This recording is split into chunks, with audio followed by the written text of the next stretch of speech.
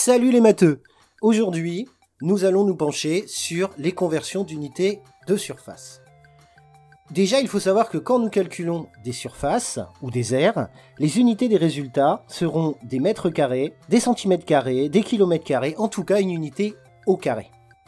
Au niveau du tableau de conversion, nous retrouverons les mêmes unités que nous avions vues dans les longueurs, sauf que ce sont des unités au carré. Si vous voulez un petit moyen mémotechnique, le petit 2 après l'unité nous indique que nous aurons 2 chiffres par unité, et c'est là la différence. Quand nous voulons placer un nombre dans le tableau, nous nous baserons toujours sur la colonne de droite au niveau de l'unité. Un exemple valant 1000 mots, nous allons placer 15 mètres carrés dans notre tableau.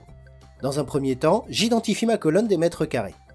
Ensuite, je prends le dernier chiffre de mon nombre, ici le 5, et je le mets dans la colonne la plus à droite des mètres carrés. Une fois le 5 placé, je mets le 1 devant. Je viens donc de placer 15 mètres carrés.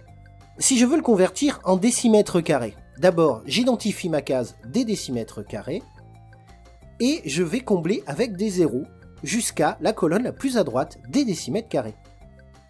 Deuxième cas de figure, nous allons placer un nombre avec une virgule. Dans mon exemple, je vais placer 45,16 cm². J'identifie la colonne des unités des centimètres carrés et la première chose que je fais, c'est d'abord placer la virgule.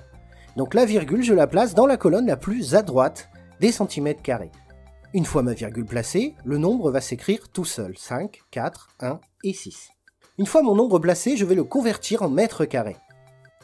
J'identifie donc ma colonne des mètres carrés, je vais mettre un 0 dans la colonne la plus à droite ainsi qu'une virgule, et je vais combler les colonnes restantes avec des zéros, ce qui me donnera 0,004516 mètres carrés.